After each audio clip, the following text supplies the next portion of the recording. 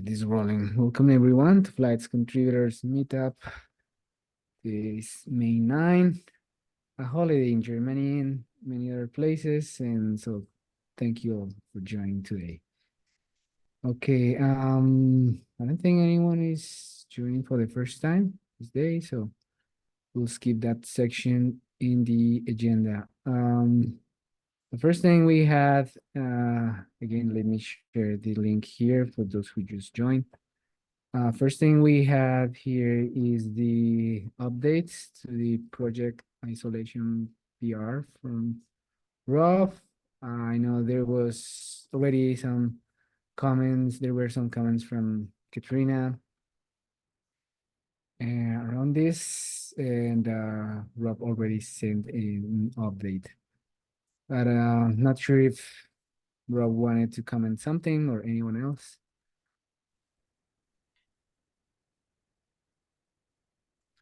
So what I yesterday in the afternoon I added an update to the RFC. So I have added the actual or parts of the actual implementation that we already did for which we currently have in our branch.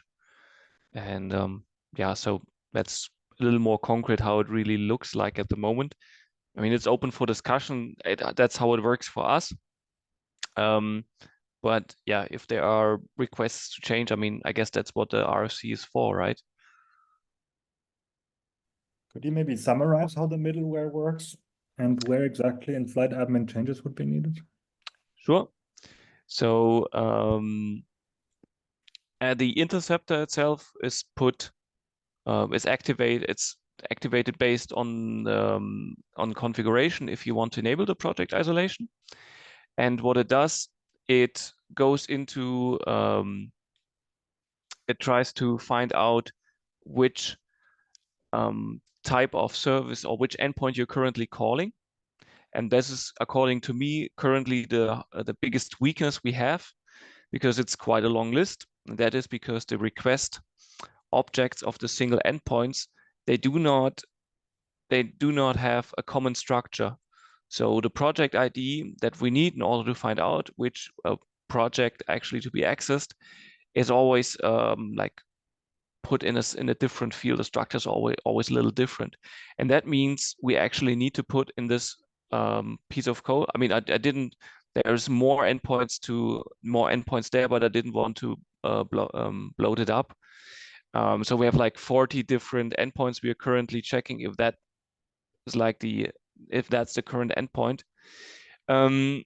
Thing is, if there's a new endpoint and you forget to add it to this map, then anyone can access this this endpoint, and this is a big weakness that we see. But technically, we didn't find a better solution to this problem, as I just explained before. So it finds out which project you want to access. It then, and that's what Flight already does. It checks. We have configured a claim, and the claim is meant to contain the the claim contains a claim value, and we have a mapping in the config that says like if you have this claim value, then you are allowed to access those certain projects. And yeah, what did we basically find? So we have that configured, and we know what project to access in the middleware, and so we basically map it. So we're saying, okay, hey, this is the project the user wants to access. And when we say, okay, he has access to this project or not. So that's like pretty simple.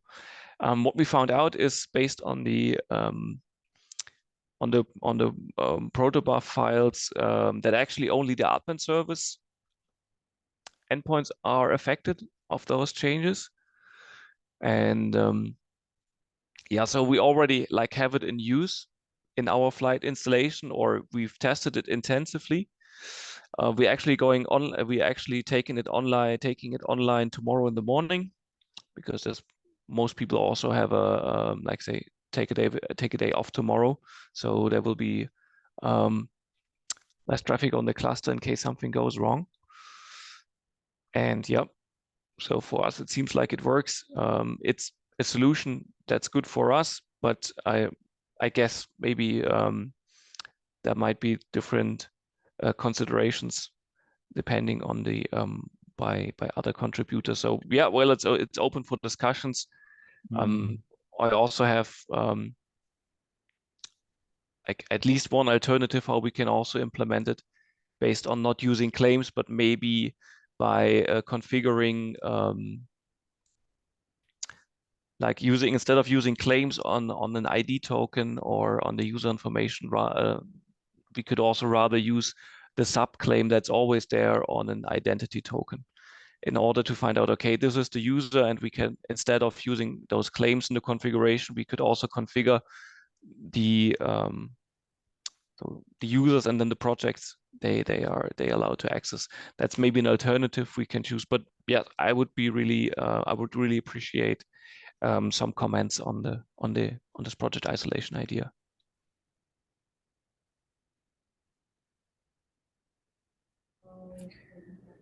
Robert, I have just one comment. Thanks for going through the feedback that Katrina put out.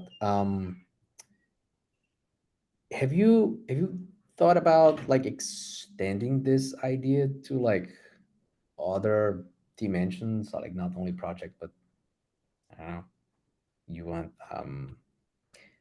environment or because like what this looks to me, it's like this is the beginnings of what people call RBAC, right? Like a little bit control, but like this is just like one step, and I don't want us to corner the project to just do like one part of this solution without having like this idea of like maybe extending this to cover more use cases, I mean, we can make, I mean, for the beginning, I think it's good to have a beginning, but we can maybe change the concept a little bit in terms of keeping this role-based access model in mind, so that we are open for extending it.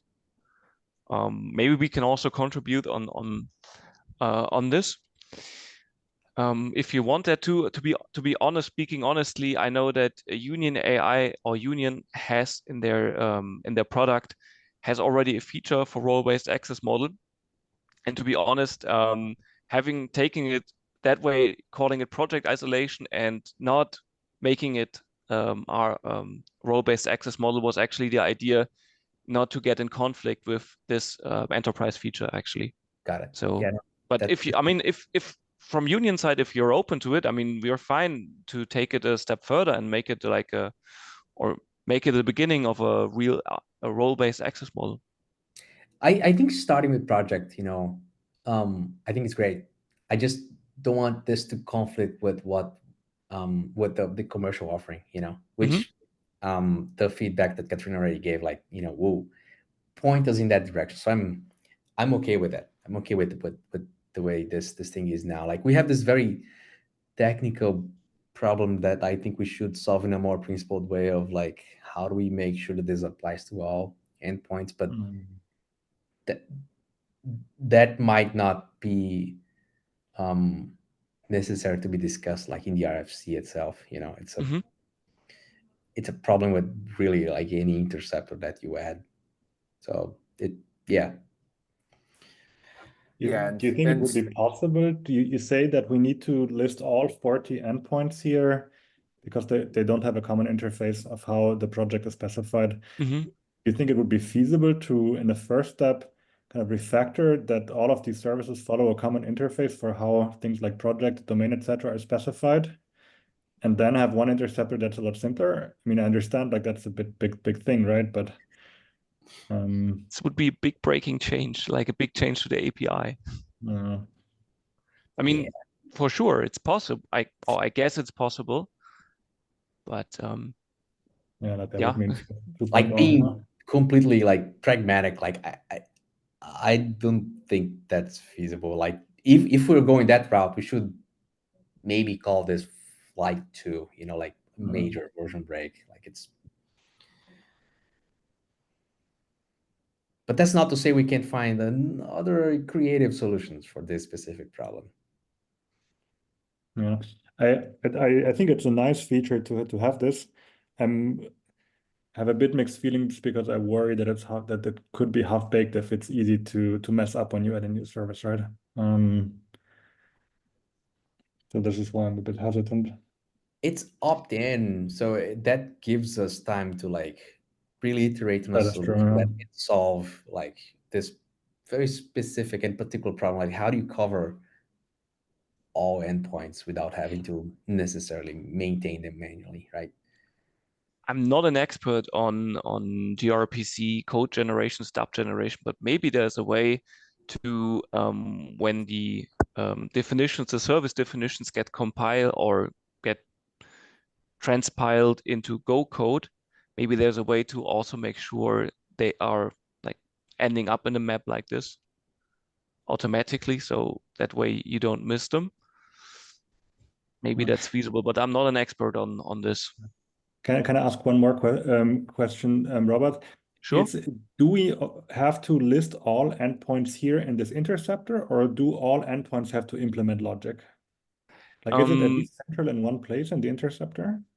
Yes, so there are two approaches. Originally in RFC, we thought about implementing logic into each endpoint, but after some discussions, internal discussions, we came to the conclusion it's better to have it in one place. So we have it all is now in one place, so there's no need to touch endpoints apart from one endpoint, and this is the list project endpoint, because this returns actually, I think it's the only one that returns like it returns a list of projects, and it's the only one that is cross-project, this endpoint, and this needs some changes because yeah, you are just supposed to see the projects you are assigned to, and yeah, when you in the request itself you do not mention any project, but in the response you get the project you're assigned to, and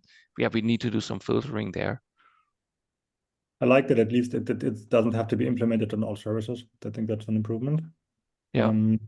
Could you explain again how it is configured, which user has access to what? Like maybe not, let's not talk about where in which claim in the token this is set, but as a platform engineer, like where do I set that Robert has access to project A and Fabio has access to project B? Is it Helm values? Where do we do this? Yeah, can you please scroll up a bit, because I've added there the YAML code required for it. So that's this excerpt. It comes from the authorization, flight admin's authorization YAML, and everything below project authorization is for the project isolation things. So you enable it. You can disable, or by default it is disabled, and then you have project sets, and each project set is then actually the claim or maybe start differently. So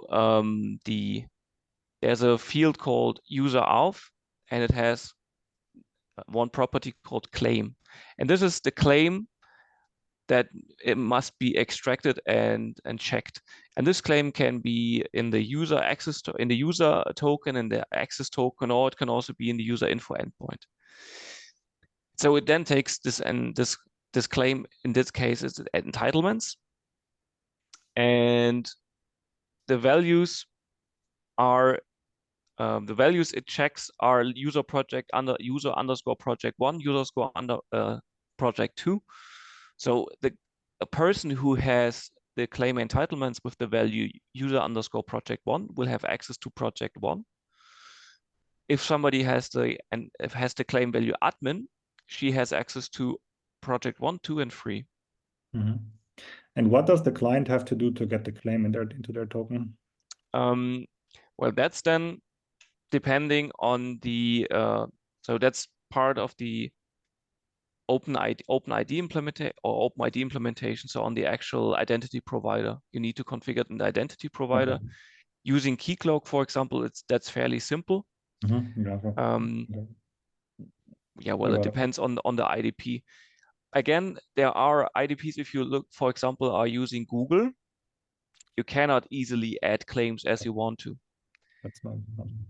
So from my perspective, I'm also open for discussion saying, hey, we do not base it on, I already mentioned it, we do not base it on any claims, but we do like a mapping saying, hey, based on the user IDs coming from the field sub, and this sub field is, or sub claim is always there on every access or identity token, it must be there. We rather use this and then do a mapping in the configuration file. That will be a little bit messy. If you have like hundreds of users, you would list like each and every user, and then the project she has access to. That's maybe a little, yeah, it's a little clumsy, but yeah, that's also taking it the next step. Maybe would be nice than having a UI where you can actually do that, rather than having to define it in the YAML. You need to use an external IDP like Okta or Keycloak, then you have the UI, right? Yeah, and there you can, with Okta, you can do pretty much everything. You can add any claims you want. Same with Keycloak, but with Google, for example, as identity provider, you can't. I feel like that's an okay restriction though, because I think if you use the Google IDP, then you know that it's a bit restricted and that you should be using something else if you didn't want to live with these restrictions. And the auth guide in Flight kind of also hints that most people use Okta, I feel.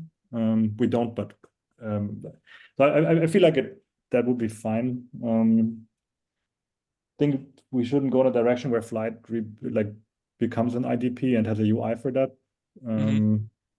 And doing it in the Helm values and having a list of user IDs there also feels a bit clumsy, like you said. I personally feel like then just relying on an IDP like Keycloak or so is the better way to go. Yeah, just want to jump in here from the Union side. Hi, Robert. I'm not sure we've chatted before, but I'm John on the product side. And I look at Union and Flight, but mostly been Union so far, but I always attend these. So first off, like on the commercial offering, like we really appreciate these contributions on Flight, and we want to make Flight better. In the very short term, you could imagine there being some pull, like, feature comparison or whatever. But in the long term, if you're writing Flight code, you're not writing some other code. So that's like, for us, it's still all good, and we want to support Flight users, and we want to add functionality like this to where kind of the biggest enterprises want to adopt Flight. So this is awesome. So thank you. I did have a question just around the usage pattern. Like, how did you end up selecting project as the thing you wanted to isolate on? I know that there are folks that want to do this isolation along with domain, for instance. So did you think through that? Is that something you would want to add kind of as a follow-on, or and I'm not super technical, but does this sort of architecture support that as being a reasonable add-on? So for us, I mean, by default, every project has two domains, dev and prod. For us, at least, it's kind of superficial. We don't really use it. For us, it's like the project. So we have any department, or not department, or a team gets their own project, and within their project, they all have the same. Or that's our goal, that they can have if once you are in the team, you have full access to this project, which is homogeneous access. Yeah, cool. Yeah. So the domain is for us something which is, as mentioned, superficial. People use it sometimes for using the dev domain, for example, we are using the default domains in Flight, and so dev, they sometimes use it for development, and prod for their productive workloads. But yeah, to be honest, in the end, it uses the same resource. So dev and prod, it uses the same resources. It doesn't really make a big difference at all in the end. So it's accessing the same buckets, and totally makes sense. That's why we just partition it by a project. Cool. But in theory, like this interceptor should have access to the domain too, right? So if for other companies it would be different, it would be possible to implement there, I assume, right? Yeah, so if you say like we should do it also on a domain level, that's for sure something that can be considered. I mean, not a problem. Usually there's a field called ID that contains both the project and domain. So Yeah. we could also do it very Even as simply. a, even if it's not necessarily included as part of this, but can be done as a fast follow, like I could imagine like someone will see this and they'll say, I want to do it by domain. And then, you want the architecture to be able to support it. So that sounds great. Hey, Robert, just to clarify, this is not going to change anything about the authorization server inside Flight, right? No, it doesn't. It doesn't change anything there. But Okay. being honest with all of you, I mean, you're gonna anyway see the code, and I mean, yeah, let's be honest about it. We needed to do some slight modifications the way that claims are being read. For example, there is a field in the identity context. There's a field like additional claim values, and that was supposed actually to host all claims that were read. And that was not properly working. I mean, or at least it looks like for us it wasn't properly working. So we make sure that all claims are being read there. So it's minor changes, but it's just the way how really minor changes how claims of the access identity token and user info are read. So this is really, really minor. So in general, the all authentication mechanism hasn't changed. Got it. Awesome. Really, Thank really you. minor changes. Thank you.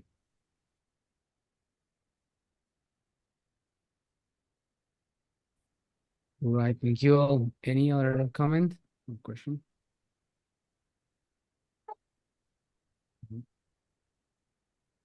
All right, thank you. Thank you, Rob, for all the context here. All right, next up, we had a interesting discussion that Niels kicked off, and I really appreciate this. And I think there were some open discussion topics on this. So I don't know if Niels or Fabio wanted to I can comment. provide some context here. So this is the Kubeflow PyTorch plugin, specifically the Elastic Task Config. The thing shown here right now is sort of what a user has to do right now to get shared memory. This is for the nodes in this distributed setting to communicate with each other and share state.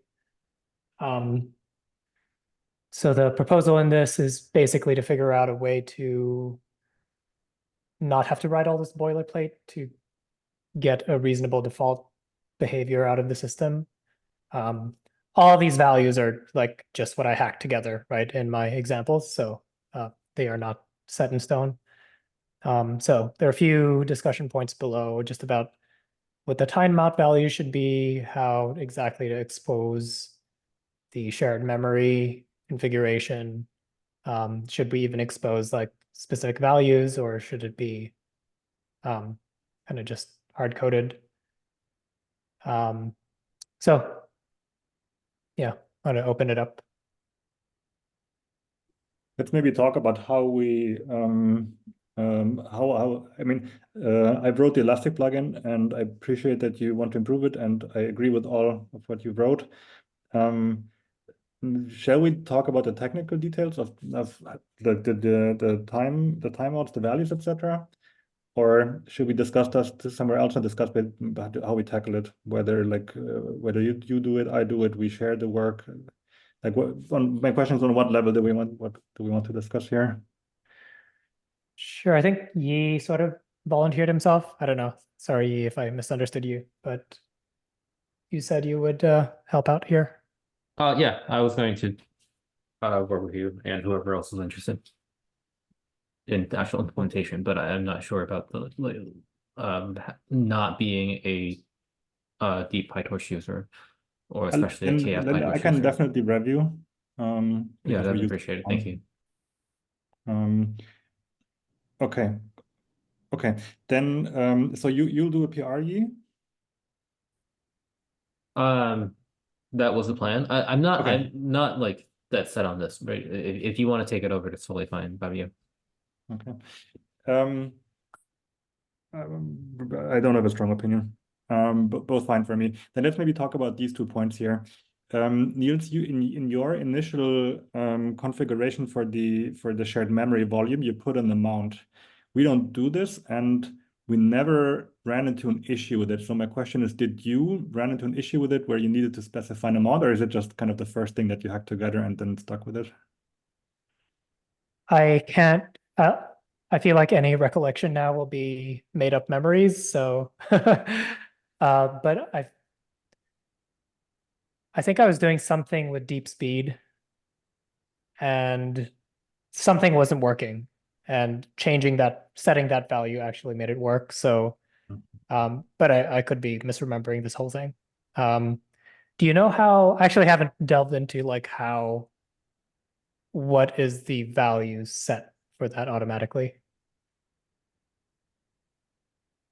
When you don't specify the amount, you mean? Yes.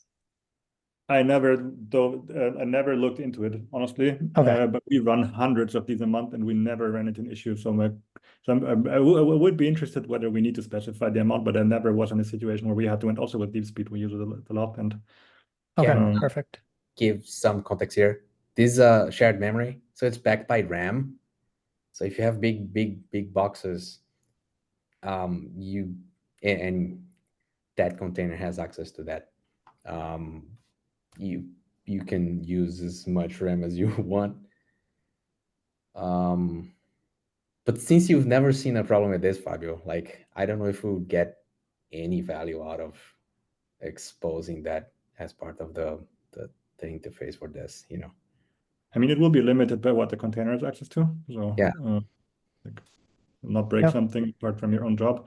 So yeah, I don't have super strong opinions, but I would want to make it as simple as possible. And I personally haven't been in a situation where this wasn't enough. So I feel like a Boolean would be enough probably. I agree with this. I think if this does come up again in the future, we might open that knob up, but yeah, I'm fine just exposing this first of all. Yeah. Then one other thing about the timeout here. So there are 2 timeouts, one for joining. That's the time all the workers have kind of in distributed training to come up and start communicating with each other.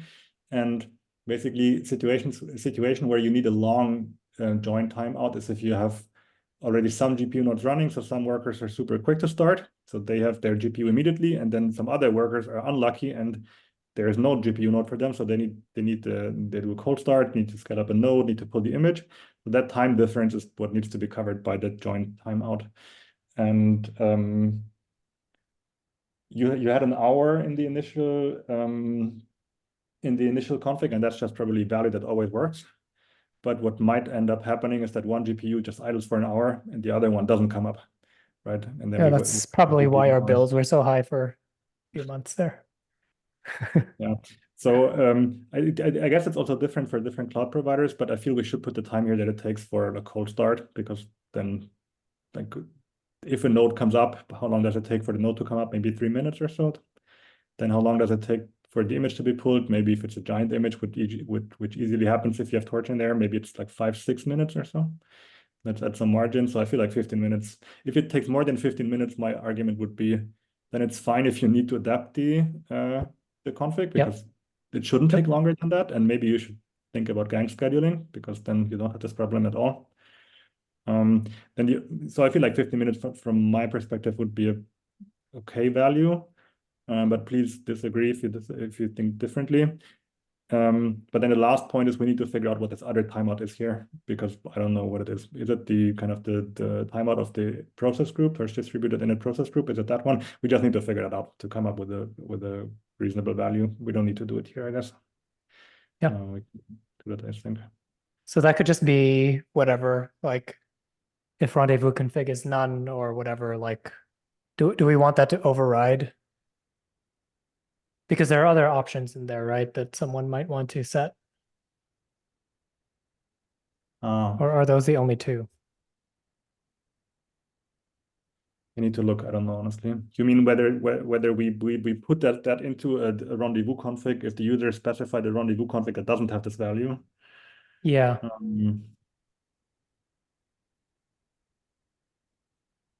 I think that's okay. I mean, we can, I don't think we need to really hammer that out right now. No. But I think these are the only two, like shared memory timeouts are the only two things that I can think of that will like make the code a lot more concise. I agree. Yeah, we configured these same things, but we do it in the or the shared volume. We just do it in the pod template in the flight namespace. But I agree, it should be done here. Okay. Cool.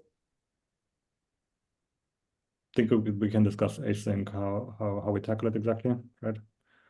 Okay. Random question, not really related. Fabio, do you do multi-node GPU training? Yeah, like that's the plugin. That's what the plugin is for. Yeah. Do you how do you like monitor the GPUs? Do you like use weights and biases logging, or like do you use TensorBoard? Curious, like what's the best way to do it? Like Google Kubernetes engine metrics, or compute engine metrics for like there we see GPU stats. We see it in the GKE workload section where you can click on a pod, and there you also see basic stats. We do have it in 1TB. So there are multiple places where you can look. I guess it depends on the person. Yeah, cool. No, I typically look in GCE metrics.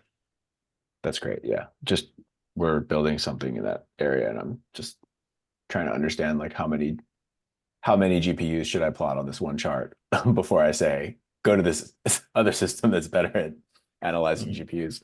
The 1TB puts a lot of them. They put all of them into one chart. But yeah, maybe let's write in Slack about it if you're interested. Yeah. Ping me. We can talk about it. Sounds good.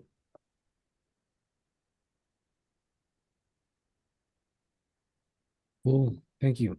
Yeah, let's continue this async. Awesome. Nothing new in the incubator this time. So next up, it's a question from Fabio. You know, if it's a question from Fabio, it's not easily in the docs or the code itself. It's a real question. So I have three questions about multi-clusters because I've just spent 2 weeks setting this up and it works now. It's super cool. And there are three things that I kind of stumbled upon that I wanted to bring up. The first one, the docs say, so basically in the flight can be deployed in multiple clusters. There are control plane components which are only deployed in one cluster, which would be flight admin and data catalog, for instance. And then there would be multiple data plane clusters which only have a propeller and I think a pod webhook. But let's disregard that for now. But the propeller in a data plane cluster needs to talk to admin and to data catalog in a control plane cluster. Okay, and the docs like this YAML here, or this part of the Helm values, is part of the documentation. And here it says to put the ingress fully qualified domain name for admin and for data catalog. And for admin, I totally see this, right? The default ingress configures, just exposes admin, that's what it does. But by default, the ingress does not expose data catalog. And if it were to do that, I wonder how authentication would work. I just did all of this now via VPC internal networking. So nothing is like data catalog is not exposed, just create an internal load balancer and communicate to that one. But I wonder how this is supposed to work officially. And maybe we can clarify this in the docs here. Like, does this assume that people know, like, is the assumption here that people who configure multi-cluster deployments, they know how to do the networking and they just figure this out? Or because data catalog does not have authentication, right? That's correct. It does not. I think in the past we have left it non-authenticated. Because it's not supposed to be, and I think maybe ingress rules were set up somehow that it wasn't, it wasn't accessible directly by end users. But yeah, it has no authentication.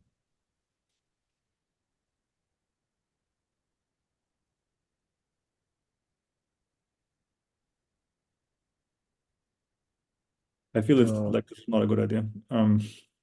It's not. It was there was a longer term plan to bring out the authentication service from admin into a separate service, and that work was just far too big and yeah, for us to do. Oh, got it. Okay. I'm also not proposing that we change anything about that. Just maybe a note in the talks that people need to kind of come up with their own way to do it if they want to deploy it, which I guess can be totally expected if you deploy to multiple clusters, which is I expect at this point you already have a bit customized deployment anyways. Yeah, but does that mean that folks need to add routes to the ingress to expose data? I mean, yeah, like there are no data catalog routes in the ingress, right? So if you add the ingress FQDN here, like this will not work out of the box, right? You need to customize the ingress anyways, which I guess is okay.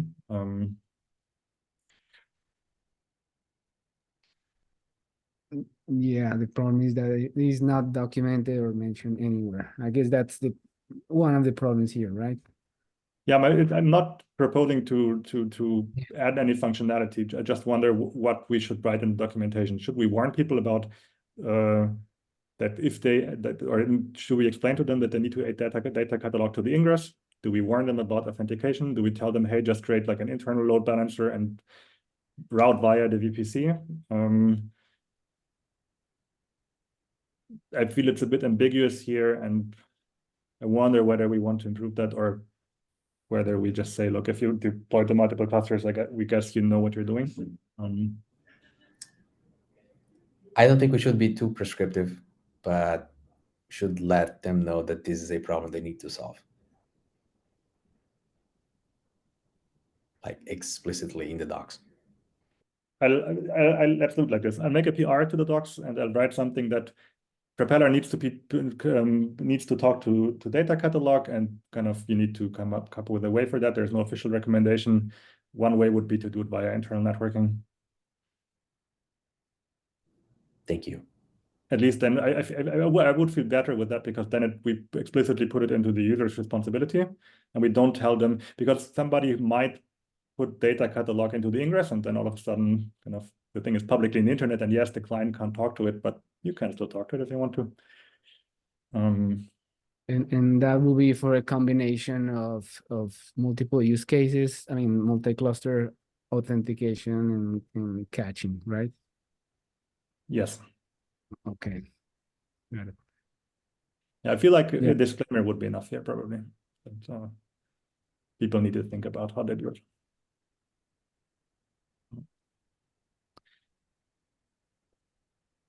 From my side, I'll just tag in a PR and then we can discuss whether everyone's okay with the formulation there. Can we do it like this? Yeah, I think so. Thank you. Okay. The next one, I'm asking for a clarification here, because I remember that somewhere in Slack I read that you can, in the Helm values file, configure which project should be scheduled to which cluster, or which cluster label, I think it's called, right? I remember that I saw this somewhere, but there's also an open issue that this should be added. And I can't find the conversation in Slack anymore. So does anyone know this at the top of their head, whether this is possible, or whether it is in fact like an open issue? Because I remember that somebody said this was possible, but I'm not sure anymore. I think this is possible, right? It's just that we haven't piped in the label in like the CLIs, but the backend works, like it respects the labels. I would need to look at everything again to be sure. I'm fairly confident. Eduardo, are you saying that like the labels work? My question is, do you need to configure this via flight control, or is there a way to do it with like infrastructure as code? That's my question. It's both. You can do it via the Matchable Resource API, and it's doable via the settings in that admin spins up with. Whether or not those settings are piped through to Helm chart, I'm not sure. Can I ping you about that, Yi? And Yeah, of then course. if I figured it out how to do it, I could add a PR to the documentation, and then we could close it here. Yeah, Because I that's looked through admin and I couldn't find I don't think it's like it's exposing the Helm charts, but it's a great feature. I think we should also have that.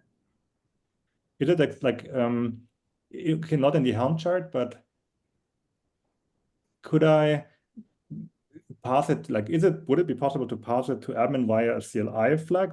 Then it should work via config files, right? Or do we need to basically call admin from flight control to configure this? This is the question. And I'm Yeah. really unsure. It only works with flightctl, right?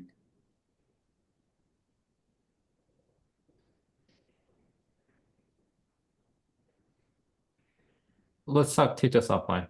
Cool. Okay. And then last one from my side.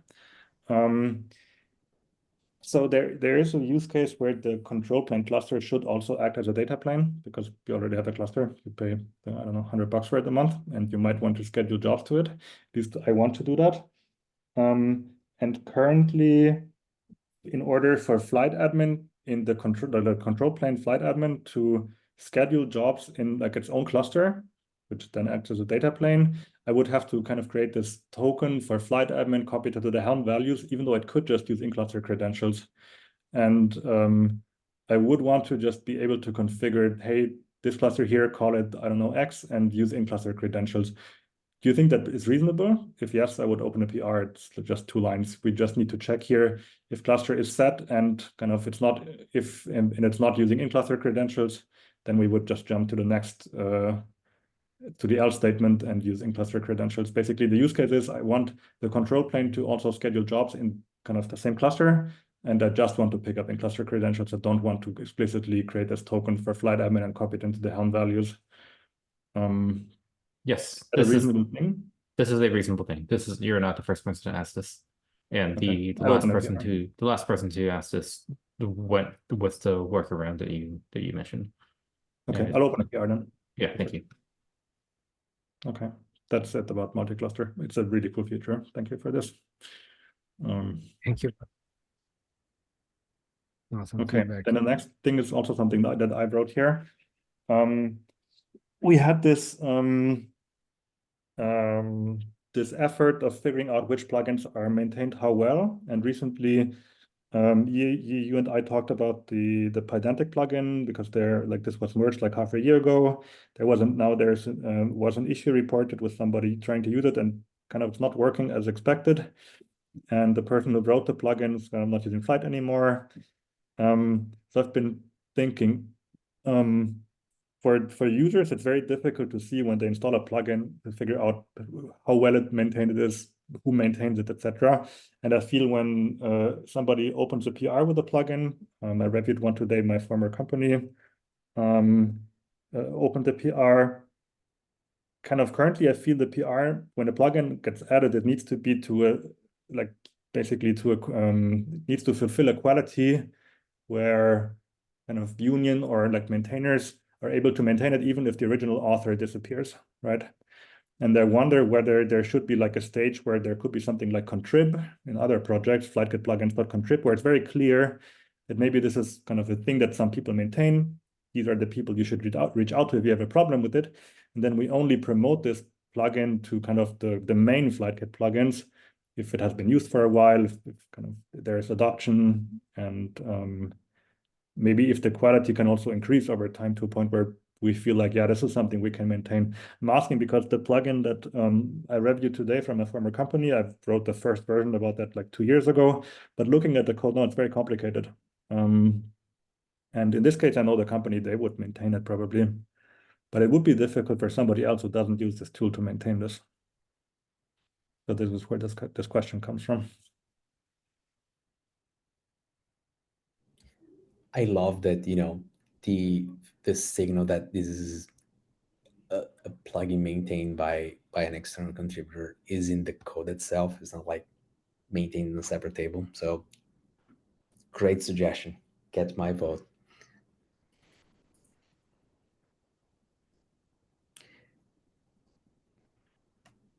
Yeah, then we will need to probably define criteria to let's say, promote Mm. community maintain plugins to something different. Upstream plugins, I don't know how to call it. Yeah, that makes sense. I don't know what you all We don't need think. to rush it. Maybe this, like, I think this should probably be in RC, even though like there is not a lot of code for this to be implemented. But it needs a process, right? And also the question is, does it still go in the FlightKit repository? Is there another repository? So would like the promotion just mean that we remove this part of the import? Okay, then if first feedback is positive, then I guess I'll write like a short RC about it, and then we discuss the details there. Okay.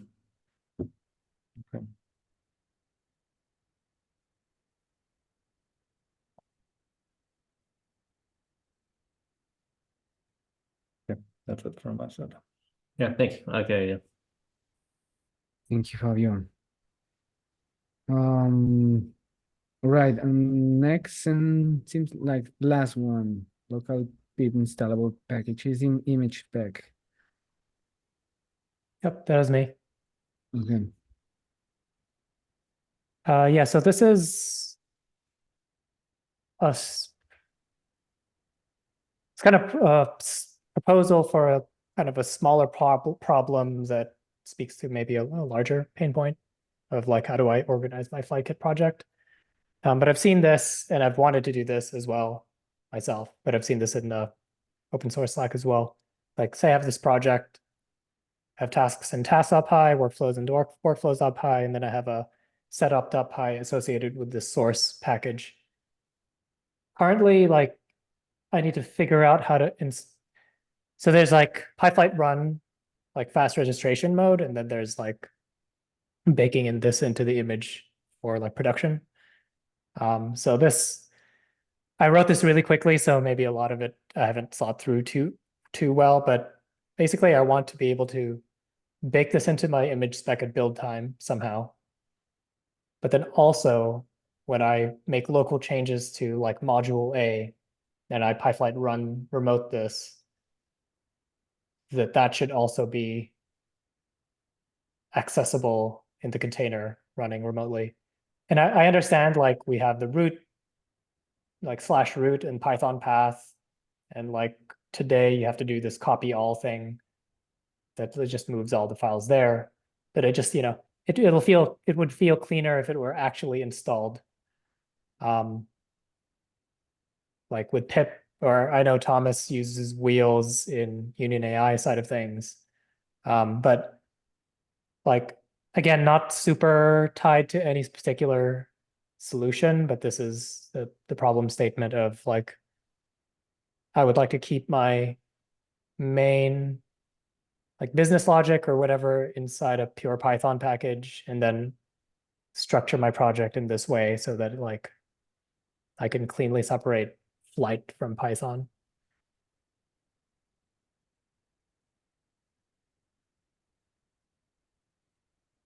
I guess the last context here is like all of our docs and sort of like projects and examples that we've worked with kind of just have a wide variety of different ways of doing things. And we, use symlink hacking. There's just like all sorts of ways of doing things, which is fine. But it would be great to have like a recommended standard, and B, this would just be like one of the patterns that might, that we might recommend. And Niels, like, how do you differentiate between like someone naming their package with the real package published in PyPI?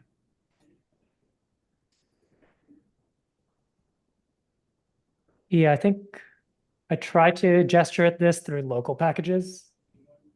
So like to separate packages, which would be the PyPI ones, and then local packages would be,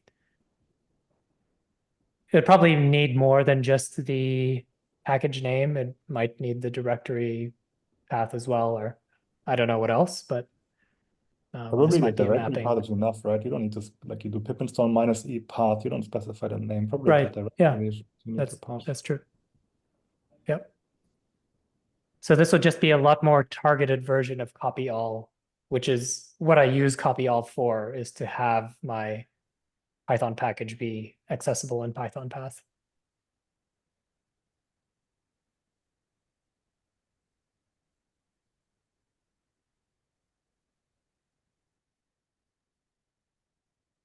So how would it work when image, like what is image spec built? But like, we don't use that. We build images in CI, but is it backed by Docker, or it was backed by something else, right? It's not Docker. Envd. Envd, okay. I don't know how Envd Yeah. works, but I imagine that during the build, like the image spec will generate some kind of like Docker file equivalent for Envd, and it would just mean when we add local packages that we would just into that build definition, we would just inject logic to add this path to the build context and then do pip install on that directory, right? That's what it would look like. Yep. The thing I was less sure of was like, do we even want to have like, so that execution path sounds kind of fine for production, but then like, do we want to be able to overwrite? Like in the fast registration context, you zip up the file, you dump it into the destination directory, and then do you like pip install the thing again, or what do you do? Like, so that's sort of one thing I wasn't uncertain about. In which case you would have to pip install at container Wait, initialization. why do you have to pip install again if that's already in the Python path? I guess you don't necessarily have to, like, so say there's like my package that was installed at an image spec. I just don't know what the Python behavior would be here of if now you have a my package directory in your Python path, which one is used? I think it goes, yeah, we can talk about it. Like there's a PEP that describes this, but if you can resolve this from it basically uses like Python path as like the places where you're going to attempt to load that module. Okay. So I guess in that case, local comes before side packages. So okay. Cool. So I guess in that case, you don't have to pip install it again, but so then local packages, would PyFlight run be able to access this local packages thing in the image spec? Because then that would indicate like, hey, these are the things I would like to include in my, fast registration tar file. Instead of, and it's just like a more targeted copy all basically. that is a good question. Huh? We have to experiment, but I think if we make it so that the package exists in local before you unzip it, I think we can talk about it, Niels. Like okay, cool. Yeah. But does this make sense? Like, I just wanted to make the user experience here a little smoother for this particular folder, like project structure. Like, do you foresee a case where people put like multiple directories there? Potentially. Show the directory structure again, please. So you could have like source 1, source 2, source 3 under my project. And then you can specify that in your list of local packages. That should just work. So we had so we solved this problem with the symlinking hack, but the directory structure was very different. You had one Git repository that contained the workflows, and then some other Git repository that was checked out kind of in your home folder, parallel to the one containing the workflows, and that one was the one we needed to inject. So I wonder whether it can be done in a way that the directory structure is flexible. If we do it, I don't know how it work for Envd, but with Docker already it would be a bit complicated, right? Because then you need to set the build context in a way that the other one can be copied into the image. Or you need to,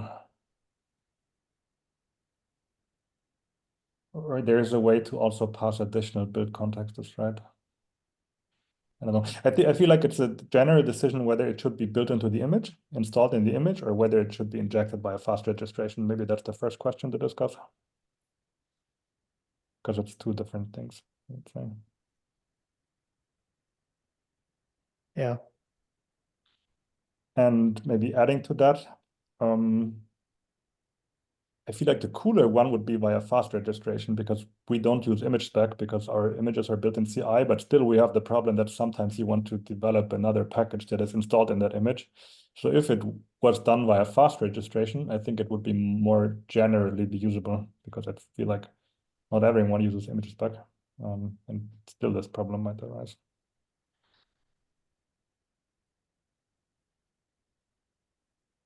Basically, for fast registration, it would mean that you can, when you run something, you can pass additional directories that you want kind of injected into your pod, and then PyFlight fast execute just needs to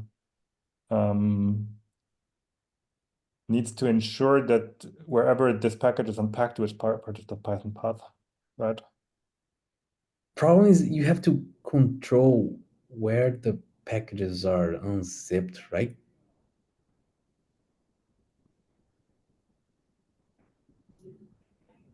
Like if they're all part of the same directory structure, like then that's easy. But like you might be pointing to a directory that lives like deep down some file hierarchy. So the way that we do it, we have an image that already has one directory in the Python path that is kind of the directory where things could be unpacked, and then people just symlink the package they need to inject to that directory, or basically into their project to the right directory, so that in the God, this is complicated, in the tarball, when it gets unpacked in the pod, it will be in the right place. It's very brittle. Do you let people specify multiple packages? Yeah, we do that. So we have one, basically, like, I'm not saying that this is how it should be done, but the way we do it, we have like a documentation page, and they say if you need to inject things, then in the root of your in the root of what will be your tarball, create a directory called site packages, and then you can symlink whatever package you want in there. And then they will end up in the tarball, and in the image we make sure that the site packages folder in home/flight is part of the Python path, so that multiple will be picked up. That it does work. It's just you need to get the symlinking right. So if one wants to do it this way, kind of, I feel PyFlight needs to take care that it works well.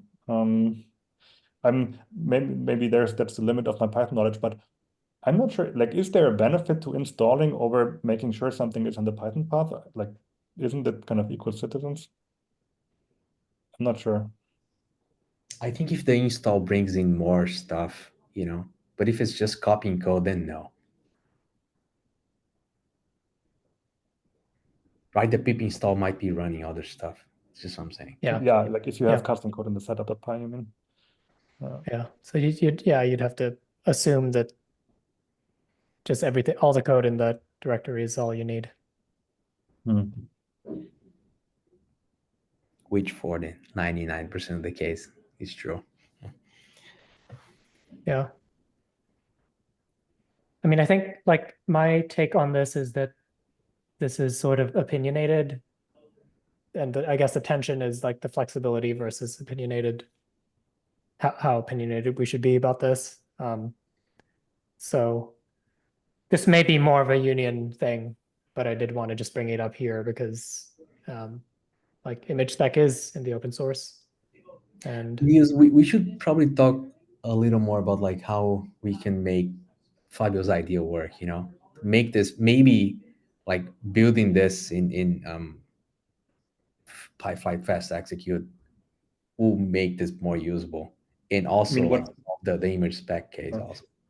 I think the like PyFlight fast execute would like we can't expect that people have an image that already has the right Python path set, right? Like we internally can expect that, but like we can't expect it here. So PyFlight fast execute could set that Python path though, right? Like if PyFlight fast execute notices, oh, the person wants to inject the package, we'll just create a directory, we'll add it to the Python path, and we'll make sure that like kind of these other packages that PyFlight fast execute inject are placed in that directory. I think that would work. I also have the feeling that we can make this work with fast registration also, you know.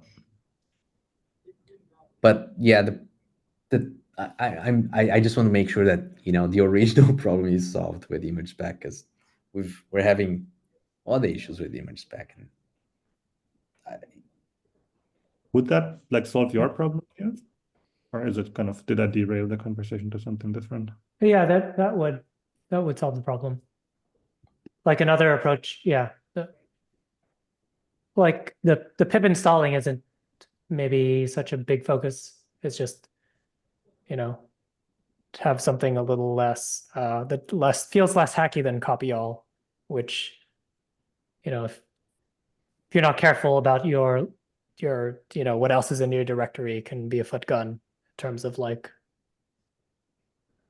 putting in like images and like large files or in whatever virtual environments that happen to be in there. Copy all is a feature of image spec that it just copies the stuff into the image, or?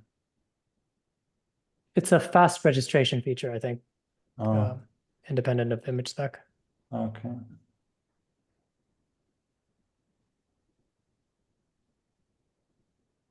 We have like we don't use PyFlight. We have like our own very opinionated version of it, and there is a file size check in there. Tells people, hey, you're trying to register 7 GB. Are you sure you want to do this? Maybe like it can be solved this way.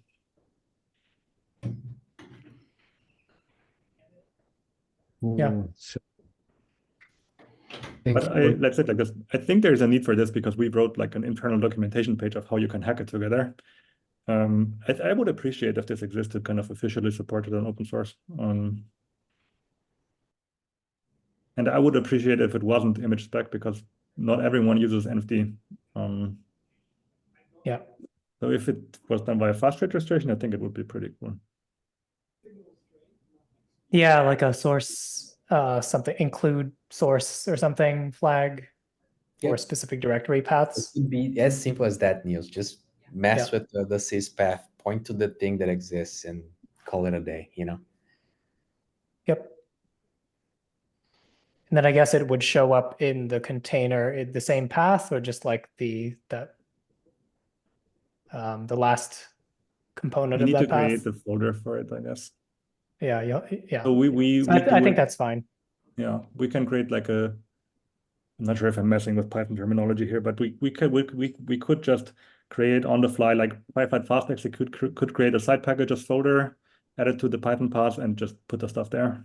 Yeah, it doesn't even have to be side packages, but like a can be whatever. directory that you can shove stuff into, you know? Yeah. Cool. That's simpler the better. I was just trying to like make things fancy for image spec as well. Thank you. This is pretty cool. Yeah, thank you all. We run a bit over time. This meeting is very special. Sometimes 15 minutes is enough. Sometimes 60 minutes is not. But thank you all for all the interesting discussions. Keep the conversation going on the PRs issues in Slack, and I will update the notes. With that, thank you all for joining, and see you in the next one. Thanks, everyone. Have a good day. Thanks. Bye-bye.